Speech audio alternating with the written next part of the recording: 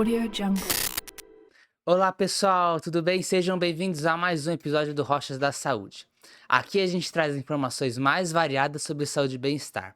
Eu sou Pedro Diogueira, o apresentador, e hoje nós vamos falar sobre cirurgia bariátrica. Trouxe para discutir com a gente o professor Dr. Denis Pajek, que é cirurgião do aparelho digestivo, e doutor, é uma honra recebê-lo no meu programa. Pedro, muito obrigado pelo convite, a honra é minha. E doutor, antes da gente começar, por que o senhor quis ser cirurgião do aparelho digestivo? Bom, isso foi uma coisa meio natural que aconteceu durante a minha formação.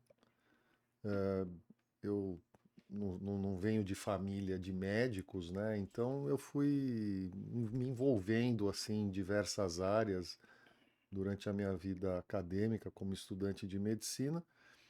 Fiz um curso de instrumentação cirúrgica quando estava no segundo ano da Aham. faculdade e fui trabalhar com uma equipe de cirurgia do aparelho digestivo. Então, Uhum. na verdade, começou aí. Eu comecei cedo e depois até pensei em seguir outras áreas, mas acabei indo uma especialidade que eu acabei me apaixonando, né? Mas aí desde na graduação já gostava da parte Sim, cirúrgica. sim, sim. Já decidi que eu queria ser cirurgião na graduação. E que outras áreas que o senhor gostava? Assim, quando você vai passando na graduação, você acaba se interessando, né, por outras áreas. Cirurgia vascular foi uma coisa que em algum momento eu imaginei fazer. Neurologia foi uma coisa que é muito interessante Diferente, né? estudar, mas na prática enfim, acabei desistindo, né, quando vi o dia a dia do que era um trabalho do neurologista. Uhum. Então, eu acabei indo para a cirurgia geral primeiro, né? Quando você presta residência em cirurgia geral e depois a cirurgia digestiva. Uhum.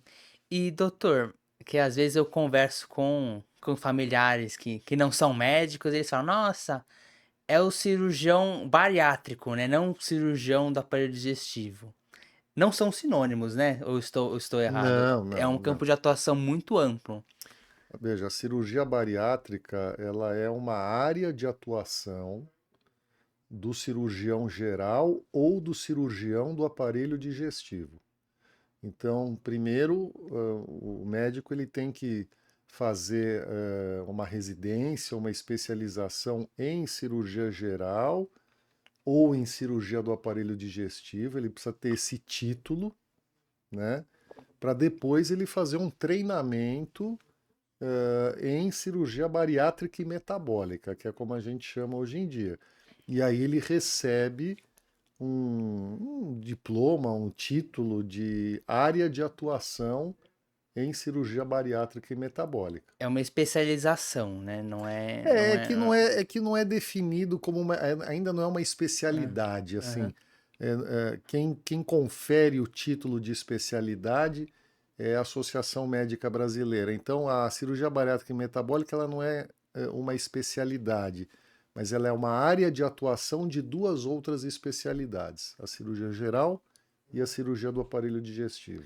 Perfeito, doutor. E, primeiro de tudo, o que que seria a cirurgia bariátrica e metabólica? A cirurgia bariátrica e metabólica é o tratamento da obesidade grave, em linhas gerais, né? Então, é, tudo que se refere ao tratamento cirúrgico da obesidade grave, desde o diagnóstico, a indicação da cirurgia, o preparo do paciente para a cirurgia, a execução dos diferentes procedimentos e o acompanhamento do paciente operado no longo prazo, tratando de eventuais problemas que ele possa desenvolver no longo da sua jornada de tratamento.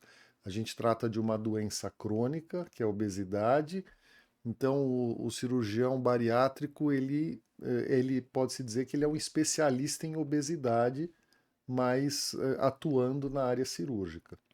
E o senhor tinha comentado da obesidade grave, né? Acho que é bom o senhor comentar o que que seria, né? Que às vezes a pessoa, ela Algumas pessoas, até por transtornos de comportamento alimentar, elas pensam: "Nossa, eu preciso fazer uma cirurgia bariátrica", mas quando que ela é de fato indicada? Então, os critérios de indicação da cirurgia bariátrica, eles classicamente se basearam muito no IMC, que é o índice de massa corporal, né? Esse é um método que por muito tempo e ainda hoje ele é utilizado para você caracterizar a doença. Então, o IMC acima de 30, né? Só para quem não sabe o que é essa continha, o IMC é o peso em quilos dividido pela altura em metros ao quadrado, né? Isso dá lá um número. Acima de 30 é obesidade. Acima de 35, obesidade grau 2. Então, entre 30 e 35, grau 1, 35 a 40, grau 2. Acima de 40, grau 3. A cirurgia está indicada para pacientes que têm obesidade grau 3, ou seja, IMC acima de 40, ou obesidade grau 2 quando você tem comorbidades associadas. Então, indivíduo que já tem diabetes, tem hipertensão, tem gordura no fígado, tem problemas ortopédicos, né? Então, ele já tem uma condição que classifica ele como maior gravidade.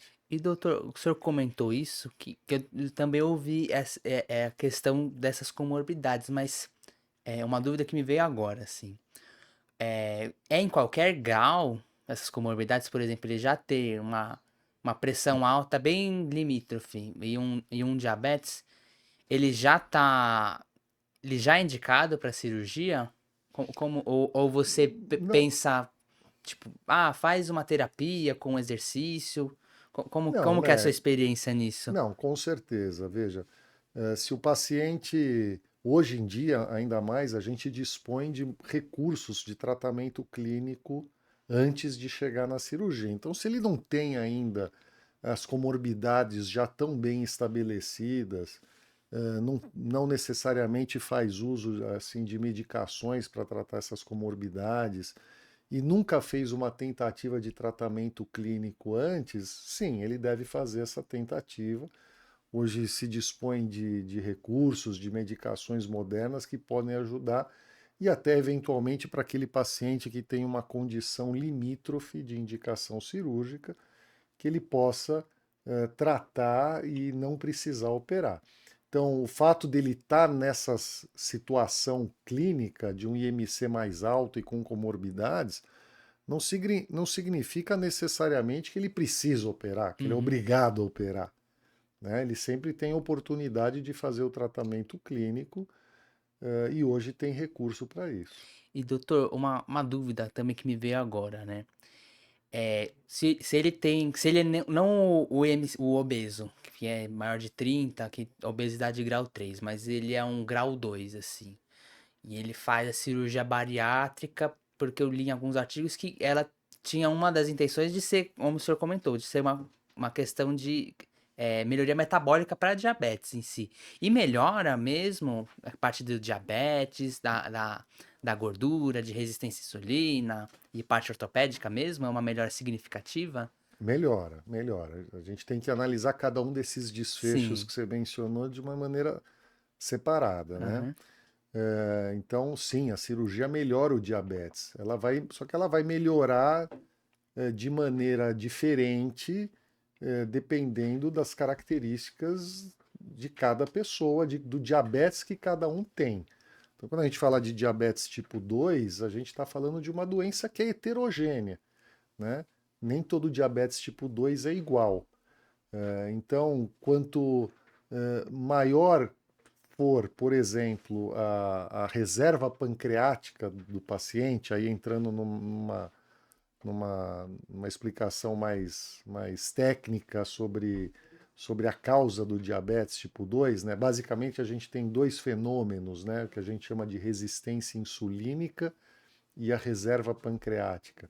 Enquanto esse diabetes ele for dependente puramente de resistência insulínica, então ele é mais responsivo à perda de peso, o efeito da cirurgia ele vai ser máximo, vamos dizer assim. né? O índice de remissão do diabetes depois da cirurgia ele é muito alto nessa condição. Então, normalmente são indivíduos que têm um diabetes diagnosticado há menos tempo, eles não têm uma descompensação tão significativa, eles tomam pouca medicação, normalmente só medicação oral, né? Enquanto que um indivíduo que já tem um diabetes tipo 2 há muitos anos, já tem um grau de descompensação maior, já tem lesão de órgão-alvo, né? Tem problema na retina, nos rins, já toma insulina, por exemplo. Esse é um indivíduo que já tem uma reserva do pâncreas pior. Então, ele vai melhorar com a cirurgia, mas não significa que ele vai ficar curado do diabetes com a cirurgia. Perfeito, doutor. Por exemplo, o paciente tem as indicações, ele é obeso grau 2, ele tem um diabetes, uma hipertensão, ou ele é um obeso grau 3, mas ele chega no seu consultório e já fala, doutor, eu quero uma cirurgia bariátrica, vamos marcar para amanhã? É assim que funciona? Como que é? Tem uma caminhada? É uma caminhada, né? Porque a cirurgia bariátrica, primeiro, ela é uma cirurgia de doença crônica, né? É diferente de tirar a vesícula, tirar o apêndice, né? Onde você tem uma cirurgia para tratar um problema anatômico. A gente trata uma doença que tem uma fisiopatologia, que são os mecanismos causadores da doença, muito complexa, onde estão envolvidos fatores que vão da genética, à saúde mental, ao estilo de vida, né? E todos esses fatores, eles podem influenciar o resultado desse tratamento, dessa cirurgia. Então, toda a avaliação e o preparo pré-operatório, eles buscam analisar justamente esses pontos e fazer com que o indivíduo entenda que só a cirurgia não vai garantir o resultado que ele muitas vezes almeja ao longo do tempo e que ele precisa também trabalhar as questões de saúde mental, de hábito alimentar e de estilo de vida, se ele quiser ter um resultado duradouro desse tratamento. Perfeito. E além do cirurgião do aparelho digestivo, que fez a especialização em cirurgia bariátrica e metabólica, que outros profissionais que entram nesse processo terapêutico para ele começar a cogitar se fazer a cirurgia? Bom, normalmente numa equipe de cirurgia bariátrica, numa equipe multidisciplinar, nós temos psicólogos, nutricionistas, endocrinologistas, né? Psiquiatras, eventualmente, se na avaliação psicológica se identificar a necessidade também do acompanhamento psiquiátrico, né? E aí a gente tem para avaliação de risco cirúrgico, esse indivíduo vai passar com um cardiologista, por exemplo. E aí a gente pode incluir outros profissionais que vão atuar com menor frequência, mas que eventualmente vão ser necessários. O próprio educador físico, né, que não atua, vamos dizer assim, diretamente com a equipe médica, mas ele vai ser um profissional importante para complementar o tratamento desse paciente. A educação, né, deles. Exatamente. Até dentistas, Ah, é? né? Sim, porque imagina uma pessoa que está com o estômago pequenininho, ela precisa treinar mais a mastigação, né? Hum, Porque se ela não mastiga direito e engole pedaços grandes de alimento, vai passar mal, vai se sentir mal. E a pessoa tem algum problema de dentição. Então, muitas vezes até o dentista tem uma atuação nesse campo. E fonoaudiólogos também, né? Pessoas que com problema de deglutição, ou que desenvolvem problemas de deglutição e são operados, eventualmente vão precisar ser acompanhados pelo fonoaudiólogo. Mas a equipe básica, vamos chamar assim, psicólogos, nutricionistas, endocrinologistas, cirurgião bariátrico. poxa, que legal. Realmente não sabia do papel do dentista. Não, realmente não sabia. Sim, sim. Interessante. Mas na cirurgia em si, na parte da técnica, né? Que tem vários tipos, né? O que diferencia entre as técnicas em termos de perda de peso? Tem uma que o cara perde mais, tem outra que ele tem uma recuperação melhor, ou tem outra que ele consegue reverter. Como que funciona? Olha, para você entender a história das técnicas e por que que se faz determinadas técnicas e não se faz outras, ou se faz mais algumas e menos outras, novamente, é preciso entender que nós estamos tratando de uma doença crônica, né? Quer dizer, o tratamento ele vai ser de longo prazo e que, como qualquer tratamento médico, a técnica cirúrgica ela tem que ter um bom equilíbrio entre segurança e eficácia. O que que significa isso? Isso vale para remédio, tá, Pedro? Sim, sim, Então, sim. qualquer remédio que você conheça para tratar qualquer doença, ele vai passar por uma fase de testes, de estudo, primeiro para avaliação de segurança e Sim, depois de eficácia, né? No caso da cirurgia bariátrica, segurança significa ter um baixo índice de complicações. É uma técnica que seja reconhecidamente segura, né? E essas complicações podem ser complicações no curto prazo, quer dizer, na execução da cirurgia, ou complicações de longo prazo. E a eficácia é a capacidade dessa técnica ajudar os pacientes a perderem peso, a manutenção da perda de peso e o controle de comorbidades. Então, ao longo das décadas, desde que, vamos dizer assim, se começou a fazer cirurgia bariátrica, foram testadas diferentes técnicas que, ao longo dos anos, elas foram sendo abandonadas ou por serem pouco seguras em algum aspecto, ou por serem pouco eficazes.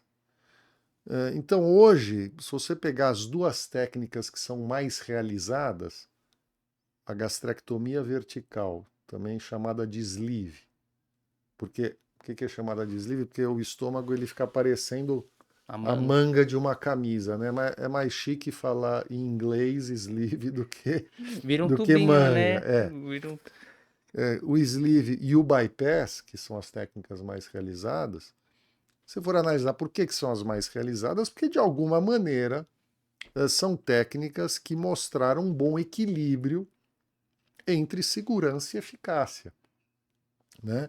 Você fala assim, ah, mas é a técnica que perde mais peso? Não, nenhuma das duas é a técnica que perde mais peso. Mas a técnica que perde mais peso pode ser a técnica que vai dar mais efeitos adversos no longo prazo, uma técnica em que o risco de desenvolver carências nutricionais é maior e que vai demandar um cuidado maior ao longo do tempo para os pacientes, né?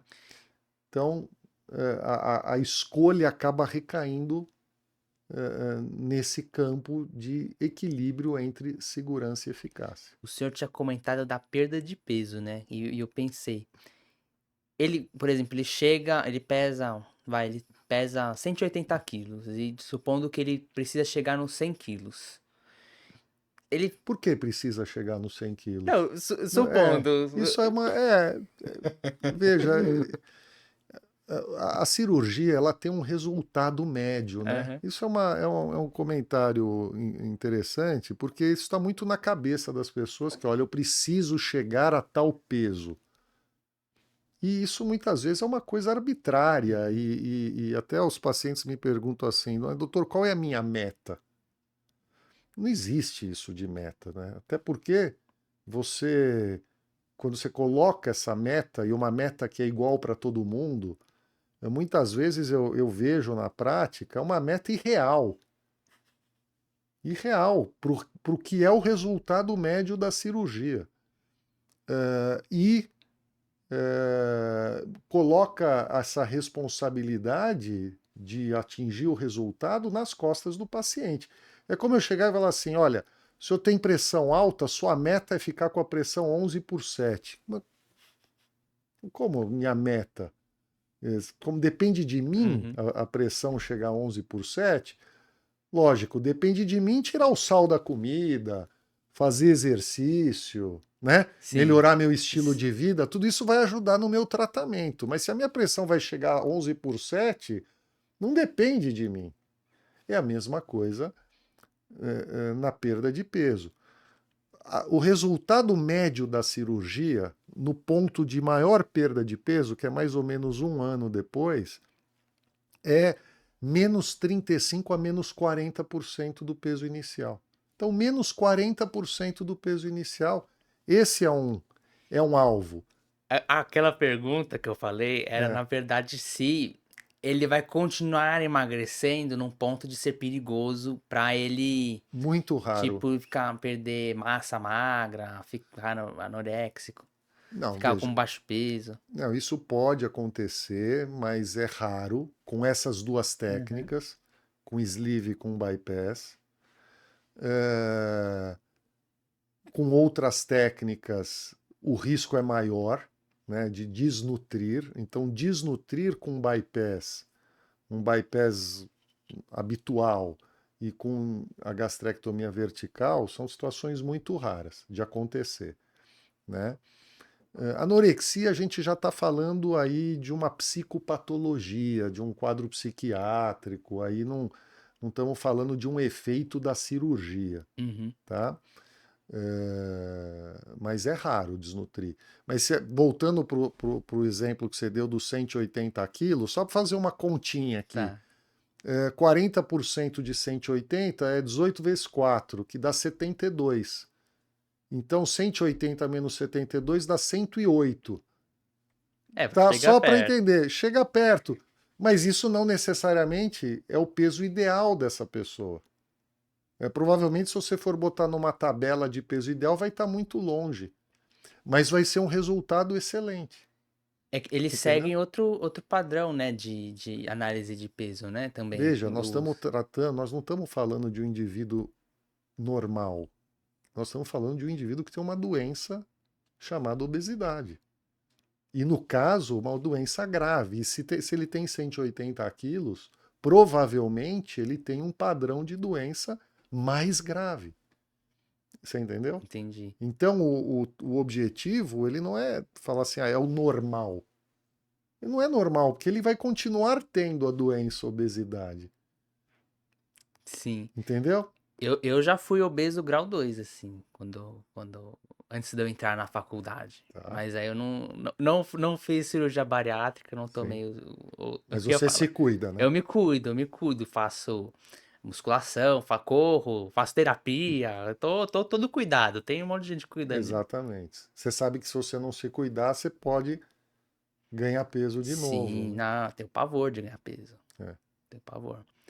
Mas a gente tem que se cuidar da gente, eu como estudante de medicina, você como médico, porque a gente, querendo ou não, cuida de pessoas, a gente tem que dar exemplo, Sim. a gente tem que saber orientar bem, que é algo muito importante, né?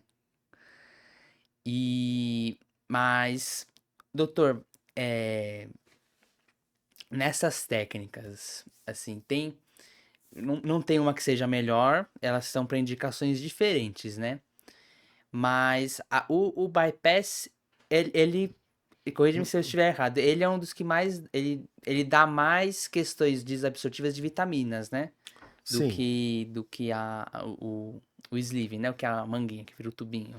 Sim, porque no sleeve você tem o alimento, ele vai percorrer, vamos dizer assim, o trajeto habitual, né? Ele vai sair do estômago, vai passar pelo duodeno e por todos os segmentos do intestino delgado. No bypass, ele não vai passar pelo duodeno.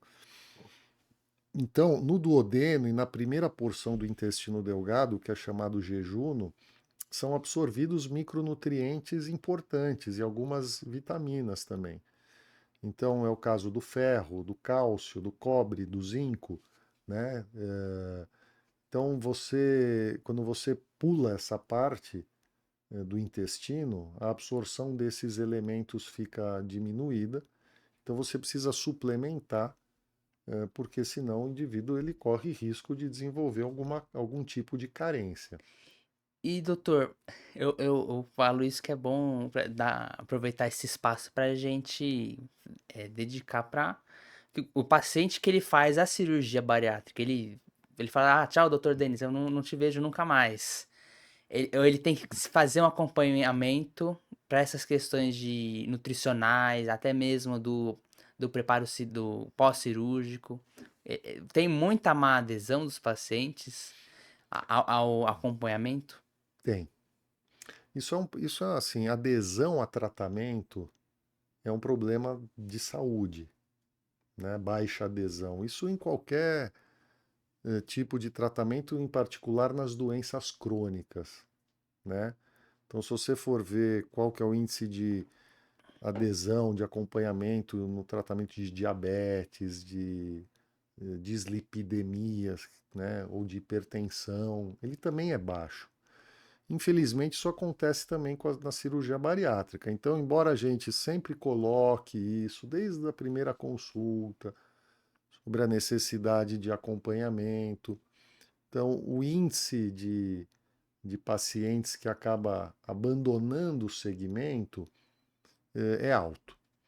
Às vezes, o paciente não acompanha com você, mas ele acompanha. E ok, ele não precisa necessariamente acompanhar com o médico que operou. É por N circunstâncias, né? Eu acompanho pacientes que não fui eu que operei, né? E que por alguma razão acabaram chegando a mim e eu os acompanho.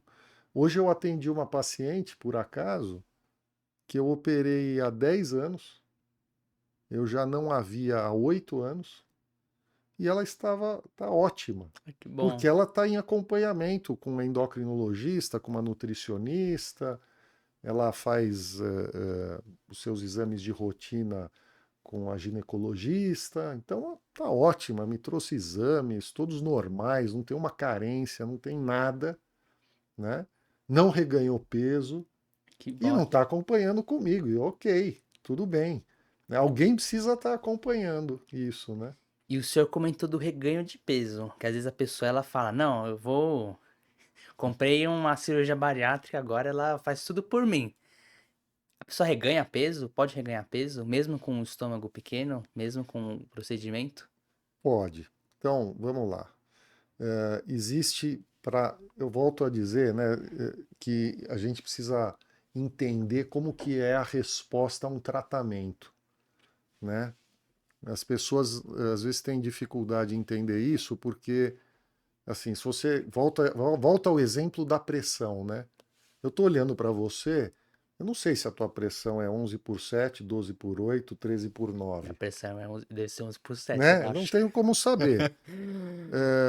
Então, se o indivíduo é hipertenso e ele está tomando um remédio X, eu não sei qual que está sendo o efeito desse remédio na pressão. Quando o indivíduo faz uma cirurgia bariátrica e o intuito dele é perder peso, todo mundo vê ele perder peso, se ele perdeu mais, se ele perdeu menos, né? E todo mundo vê ele recuperando algum peso. O que eu quero dizer com isso é que existe uma variabilidade de resposta a qualquer tratamento. Então eu falei dos 40% de perda Que de deu peso quase como o 100. sendo um bom resultado. Mas tem gente que vai perder 45 e tem gente que vai perder 35. E isso está normal, está ok. E ao longo do tempo, você vai ter indivíduos que vão conseguir manter o peso perdido sem esforço nenhum, sem fazer nada.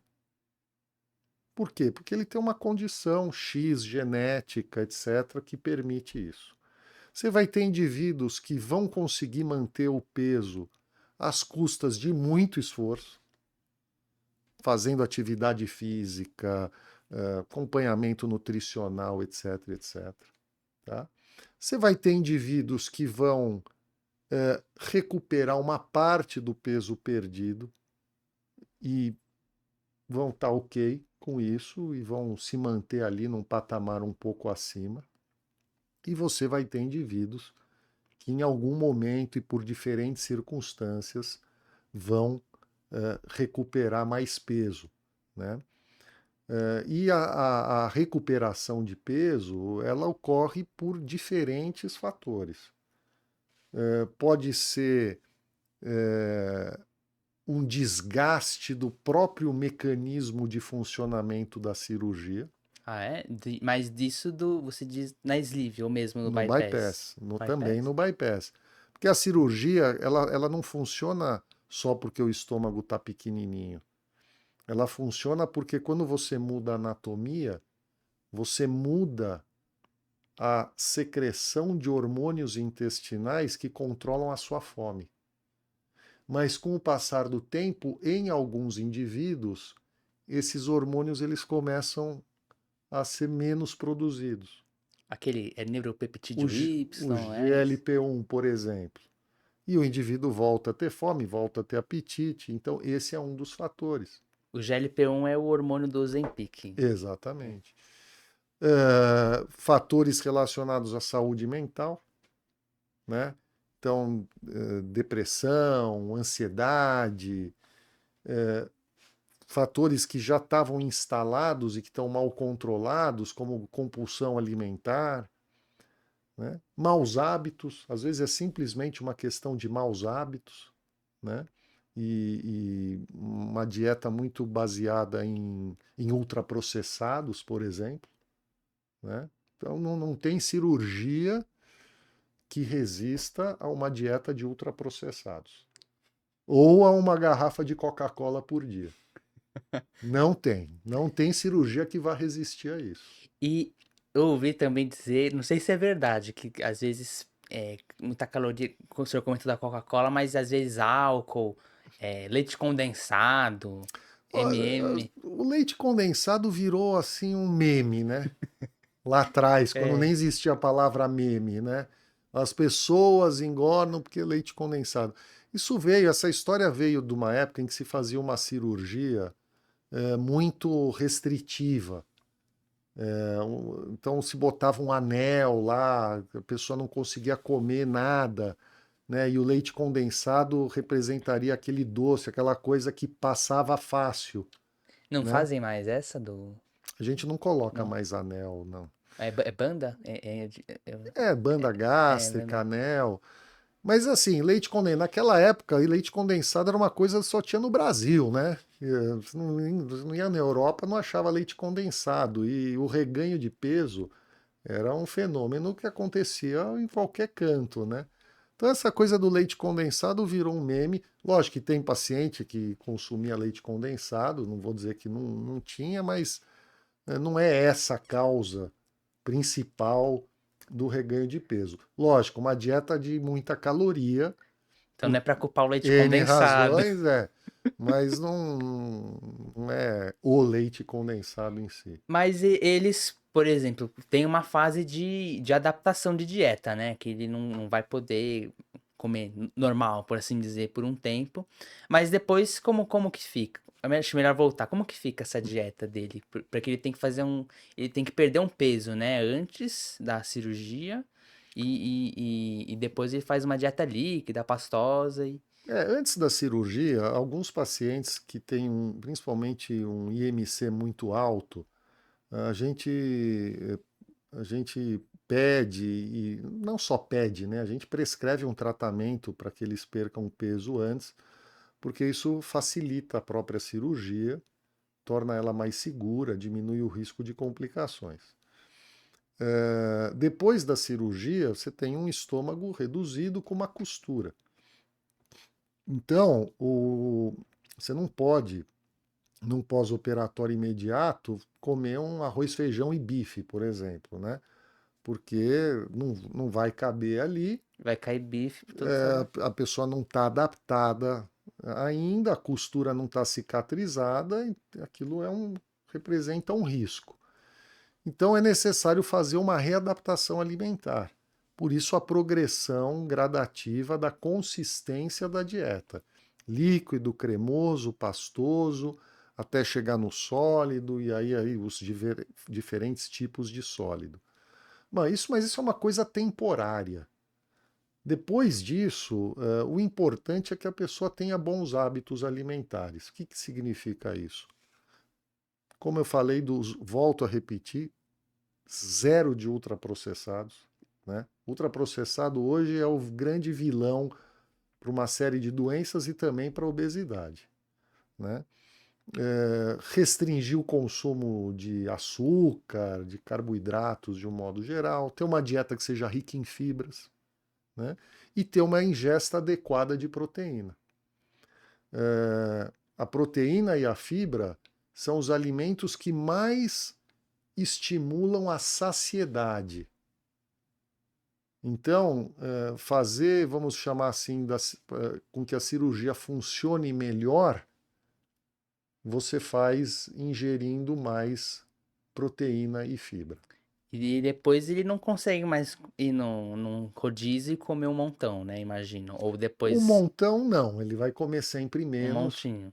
ele vai sempre comer menos, até por conta disso, tem a Sociedade Brasileira de Cirurgia Bariátrica e Metabólica, ela disponibiliza para os pacientes operados como se fosse uma carteirinha virtual. É uma carteirinha, antigamente era uma carteirinha física, né? A gente anotava, botava uma etiqueta com o desenho da cirurgia e anotava à mão a data, etc. Agora é um aplicativo, a pessoa baixa, põe os dados, né? E o cirurgião que operou autoriza e libera aquilo lá para a pessoa e ela pode ter desconto, por Ah, é? exemplo, num rodízio. Nossa, então eu vou É. engordar, vou fazer cirurgia Não é esse o intuito, Não. né? Mas no, a gente estava comentando muito da questão de perfil psicológico dos pacientes, assim. Uhum. Porque muitas vezes, imagino que por ele ter a obesidade grave, ele vem acompanhado de outras comorbidades, né? Que tem a hipertensão, tem o diabetes, mas também podem ter problemas de saúde mental, né? Como que é isso na sua prática? Como que é lidar com isso na sua prática? Olha, os problemas, primeiro, assim, os problemas de saúde mental são muito prevalentes na nossa população, de um modo geral, tá? Inclusive, por exemplo, transtorno de ansiedade talvez seja o mais prevalente, né? E o Brasil parece que é um dos países onde a maior incidência de ou prevalência de transtorno de ansiedade. Mas na população com obesidade, de um modo geral, essa prevalência também é alta, né? De um modo geral. Transtorno de ansiedade, depressão, e a psicopatologia mais diretamente relacionada à obesidade, como com transtorno de compulsão alimentar, né? Então, é importante antes e na avaliação do paciente fazer esse diagnóstico, tratar aquele paciente que não está bem tratado antes, né, está descompensado, né? Então, se ele está deprimido e não está tomando remédio, né, por exemplo, ele tem que começar esse tratamento antes e fazê-lo entender da necessidade de continuidade do tratamento de saúde mental, junto com a cirurgia. Não tem assim um diagnóstico, são poucos os diagnósticos em saúde mental que vão contraindicar absolutamente a cirurgia.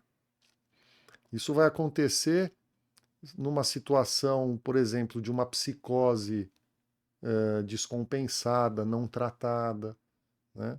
Ou de um paciente com qualquer outro problema muito descompensado que precisa ser tratado antes. Não que ele não vai ser curado da sua doença, mas ele precisa estar controlado. E situações de adição também entram aí, alcoolismo ou outras adições que também precisam ser avaliadas. E deu pano para duas perguntas. É, o que que leva uma pessoa, assim, em termos de, na sua opinião como especialista, como pessoa, a consumir tanta comida, assim, em excesso, a ponto de chegar num ponto de obesidade grave, grau 3 e além? Que... Bom, então vamos. Isso aqui, primeiro que eu vou te falar o que não depende da vontade dela. Então, a gente tem que voltar aqui no que é a fisiopatologia da obesidade, né? Então, existe uma coisa chamada balanço energético. Balanço energético é o balanço entre o que a gente ingere de caloria e o que a gente gasta de caloria, né? Isso parece uma coisa muito simples, né? No dito assim popular, é só fechar a boca e fazer exercício, mas por trás de cada um desses fenômenos você tem centenas de reações químicas, né, metabólicas, vias metabólicas, que controlam isso tudo. E que muitas vezes são determinadas geneticamente. Então, o que faz um indivíduo comer muito até ficar com uma obesidade grave é um descontrole do apetite. Mas esse descontrole do apetite, ele não está relacionado à vontade desse de indivíduo, comer. mas de alterações nos mecanismos de controle desse apetite que são complexos. Por isso que a obesidade é uma doença e não uma vontade do indivíduo, entendeu? Entendi, entendi. E nessa questão de... Porque a pessoa, às vezes, ela tem um prazer muito... Sente um prazer muito grande em comer, né? Um prazer, às vezes, quase viciante, por assim dizer. Sim. E, às vezes, em alguns casos, escuta-se que a pessoa, ela tinha um vício, por assim dizer, em comida. Ela fez a cirurgia bariátrica. E ela troca por outros vícios, outras compulsões. Então, álcool, droga, sexo, jogos de azar... enfim, isso é verdade? Como que é isso na sua Não, prática? se você. Eu não sou psiquiatra, mas os psiquiatras, principalmente aqueles que lidam nesse campo, eles se opõem a esse conceito de troca de compulsão, de uma maneira geral. Isso ficou muito estigmatizado também na época em que se faziam cirurgias muito restritivas. A pessoa não vomitava, né? Vomitava, realmente não conseguia ter um hábito alimentar adequado, né? Uhum, E aí ficou aquela, eu não consigo comer, mas eu consigo tomar uma cerveja que desce, né? uhum, Mas a gente precisa separar muito bem as coisas, né? Se o paciente tem compulsão alimentar, ele vai continuar tendo compulsão alimentar e ele precisa ser tratado disso, ele precisa ser medicado. O problema do alcoolismo, por exemplo, ele está relacionado muito mais a uma mudança do ciclo de absorção do álcool que acontece quando você muda a anatomia. Digo isso porque isso foi demonstrado já em estudos em ratinhos, né? Se você fizer um bypass num rato, isso pode acontecer e não é um problema psicológico do rato que ele trocou de compulsão. É porque mudou a via de absorção do rato, do álcool e a maneira como o álcool chegou no cérebro dele depois que ele foi operado, ah, entendeu? entendi, entendi. E na compulsão alimentar, assim, tem alguma outra coisa que pode ser feita além da cirurgia, além de tratamento, alguma educação? Bom, cirurgia não trata compulsão alimentar, então isso é importante. Embora por alguns mecanismos isso possa melhorar. A própria ação dos enterhormônios, melhora de aspectos psicológicos que podem eventualmente desencadear um episódio de compulsão, né? Mas não é que vai tratar a compulsão alimentar. O tratamento é medicamentoso, né? E por terapia também, de terapia cognitivo-comportamental, são maneiras aí de tratamento da compulsão, né? E também Que o paciente, ele depois ele emagrece, né? Depois de, como o senhor comentou, mais ou menos um ano, ele já tem uma outra forma física. E como que é para esses pacientes depois eles terem essa transformação e se verem às vezes muito mais bonitos, muito mais magros, às vezes até mais felizes, mudam de vida? De um modo geral, sim. De um modo geral, sim. Você tem também naquela história da variabilidade que eu falei, você tem aqueles que têm o que se chama de transtorno de imagem corporal, né? Então, mesmo perdendo muito peso, ainda assim enxergam obesos, né? E aí muitas vezes acabam extrapolando em tratamentos outros, né? Porque querem sempre perder mais peso, perder mais peso, perder mais peso. E você tem também do outro lado alguns que acham que emagreceram demais e ficaram com o rosto feio, envelhecido, né? E então E isso envelhece mesmo? É acontece. verdade essa história do envelhecimento? É a mesma coisa da cara de Ozempic, vamos dizer assim? Ou não? Não, não envelhece. Pelo contrário. Pelo contrário. É, aliás, o envelhecimento, ele, ele é dado, se a gente for olhar as causas biológicas do envelhecimento, né, ele está muito ligado a um segmento que tem na pontinha do DNA, que agora eu esqueci o nome, Telômero. do telômero, Pedro, boa. Lembra de umas coisas? Do É. telômero. O comprimento do o telômero é o nosso relógio, né? E você tem estudo mostrando que depois da cirurgia o telômero alonga, ele fica mais longo, Ó. tá? Então tem estudo mostrando isso. Então a cirurgia não envelhece. Será que é a cura para o envelhecimento? Fazer cirurgia bariátrica em todo mundo. É. Mas aproveitando Não, isso que veja, eu. fazer cirurgia em quem é doente e já tem uma predisposição, né? Não em quem é saudável. E aproveitando isso, às vezes tem algumas pessoas que falam que são magras ou por algum distúrbio de imagem, algum transtorno alimentar, elas falam, eu quero fazer uma cirurgia bariátrica para emagrecer. Elas vão ter, porque é uma intervenção feita para obesidades graves.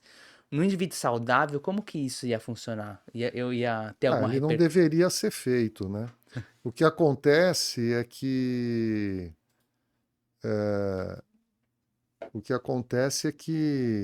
veja, existe uma diferença de necessidade e desejo, né?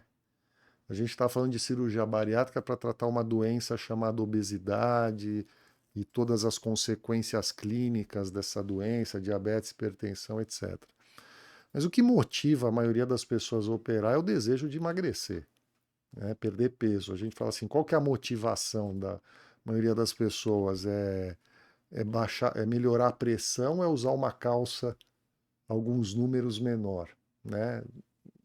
A motivação de ir lá e tomar, não, eu quero operar e eu vou, muitas vezes é outra, e que é justa, tá? Porque isso está relacionado à qualidade de vida. Então, às vezes a gente recebe pacientes que não têm indicação, mas que não veem outra saída para emagrecer que não seja a cirurgia, porque vem o resultado de pessoas próximas, etc. E até pouco tempo atrás era até, acho que mais complicado isso, porque não tinham muitas opções, né, de tratamento clínico. Agora a gente tem essas novas medicações que elas estão atendendo bem a esses pacientes. E essas medicações, elas podem, no futuro, diminuir tanto a necessidade da cirurgia bariátrica ou cada caso é um caso? Não, veja, talvez sim, tá? A gente não pode ter essa, como mesmo entre os cirurgiões, né? A nossa preocupação é com o paciente, e o nosso compromisso é com o tratamento da doença e a melhora dos pacientes. O problema da obesidade é que a grande maioria das pessoas com obesidade ela não recebe tratamento nenhum, nem remédio, nem cirurgia, nem nada, né? Então, por exemplo, se a gente for estimar os potenciais candidatos assim, com indicação de cirurgia bariátrica numa população aqui ou nos Estados Unidos ou na Europa, em qualquer lugar, e o número de pacientes que são operados por ano, a gente vai ver que esse número é em torno de 1,5%. Nossa. Então, a cirurgia bariátrica ela é um tratamento subutilizado, se você for olhar do ponto de vista populacional, por várias razões, entre outras, é porque muita gente não quer ser operado, né? E para pacientes que não têm indicação, né, eles também não usam medicação, ou porque a medicação é estigmatizada, por conta principalmente das medicações antigas, ou porque a medicação causava ou causa muito efeito colateral, ou porque não trazia o resultado que atendesse à sua expectativa. Então, as novas medicações elas vão ser muito positivas para o tratamento da obesidade de um modo geral. Tanto e principalmente para aquele paciente menos grave, que não tem indicação cirúrgica, até para um paciente mais grave que tem indicação, mas eventualmente está na dúvida se quer operar ou não, e ele pode tentar esse tipo de tratamento e eventualmente ele vai ter um bom resultado. Até para aquele paciente que operou e está recuperando o peso, ela também pode ser utilizada. E como que a gente consegue chegar nesses pacientes, doutor? Nesses 98,5%? Não, Quais o primeiro estratégias? é conscientizar os pacientes, as pessoas de que obesidade é doença, né? Ah, e isso é um problema sério, né, na atenção à saúde. Existe um estudo feito nos Estados Unidos que mostra o seguinte: ah, o assunto obesidade ele só entra na pauta da conversa do médico com o paciente depois da sexta consulta. Então ninguém De qualquer fala de especialidade. qualquer especialidade. Porque existe lá o medo, não, eu vou falar, a pessoa pode achar que, Quer mandar em mim? que eu tô, né, que eu tô fazendo alguma crítica. Então o médico, ele não tem o treinamento de abordar esse assunto. Obesidade é um assunto muito pouco explorado e ensinado nas escolas médicas, nas faculdades. Do lado do paciente existe aquela ideia de que e ele ouviu muito isso, né, de que a obesidade está ligado à culpa, então ele também não quer tocar no assunto, porque isso é uma coisa que machuca ele, e enfim, são várias as razões, né? Mas tudo, o primeiro passo é isso, é caracterizar a obesidade como doença, para que as pessoas entendam a importância do tratamento. Porque acho que também tira o estigma, né? Exatamente. Porque você não vai tirar o sarro de uma pessoa, nossa, e aí, hipertenso? E aí, você tem pressão alta? Exa Haha, a exa minha é mais baixa que a sua. exatamente. Umas Ex coisas assim, né? exatamente.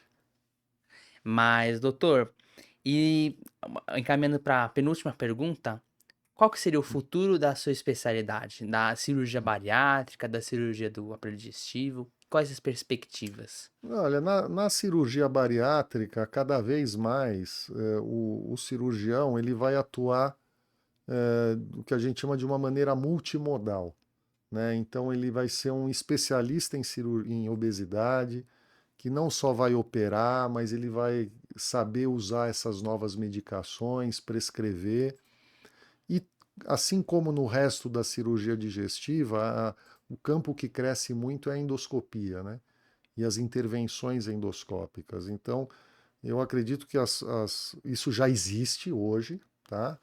Eu não tive essa formação, mas muitos colegas meus tiveram. Mas eu acho que cada vez mais as gerações futuras de cirurgiões do aparelho digestivo e bariátricos vão ter que ter formação em endoscopia, né? Para que a associação de procedimentos cirúrgicos e endoscópicos, esses certamente, e menos invasivos, esse é o caminho dessa especialidade. E a robótica junto, Sim. né?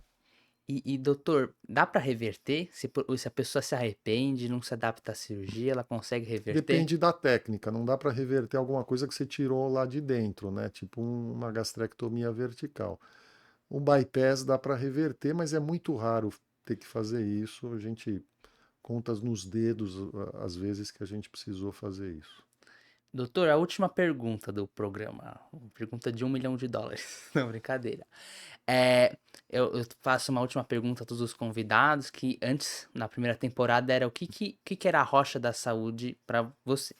Agora, dessa nova temporada, qual que seria o seu conselho para mim, conselho de vida para mim, um homem jovem que tá indo, fazendo podcast, desbravando o mundo, fazendo as coisas dele. O que o senhor tem a me aconselhar? Continue fazendo o que você está fazendo. Você é uma pessoa com iniciativa, né? Isso é muito importante e apaixonada pelo que você faz. Então, você e estudioso, né? Ah, que Pelo, bom. pelo que a gente, pelo que eu pude conhecer de você. Então, você está no caminho certo, Pedro. É bom, porque eu não Parabéns. quero ficar com essa fama de. Iniciativa, motivação, ser apaixonado pelo que faz, Ah, muito né? obrigado, doutor. Que eu não quero ser aqueles médicos de Instagram que ficam falando que tem que tomar soro. Soro da emagrecimento, soro da beleza. É, Não, é, é, é, eu tem estudo, que viu, gente? diferenciar o que é ser médico, não é vendedor, né? Sim, com certeza. Não, que hoje em dia tá difícil, né, Hoje em doutor? dia tem médico indo mais em curso de venda do que em congresso, viu? Sim. É que se bem que os congressos estão meio curso de venda, né? Que eles não ouçam a gente, né? Que eles não ouçam Ah, a não, gente, né? não, não. Ah, tem uns que estão sim. Uns que eu fui, tava difícil. Gente, a gente tá encerrando aqui o programa de hoje. Queria agradecer ao doutor Denis pela presença dele, foi excelente a conversa. Doutor, o senhor tem alguma mensagem que o senhor queira dar para os nossos Ah, eu vou fazer telespectadores? uma mensagem aqui parabenizando o Pedro pela iniciativa, pelo programa, muito legal. E assistam ao podcast do Pedro Rochas da Saúde. E assista o vídeo do doutor, que ele já apareceu, a gente fez um vídeo entrevista com ele e com a doutora Andréia. E pessoal, eu me despeço de vocês, deixo aqui o meu abraço, peço para vocês curtirem e compartilharem. Se vocês não curtirem, eu vou ficar muito chateado com vocês. Hoje não tem alguma mensagem mais agressiva com vocês, por assim dizer. E eu vejo vocês no próximo Rochas da Saúde. Até lá!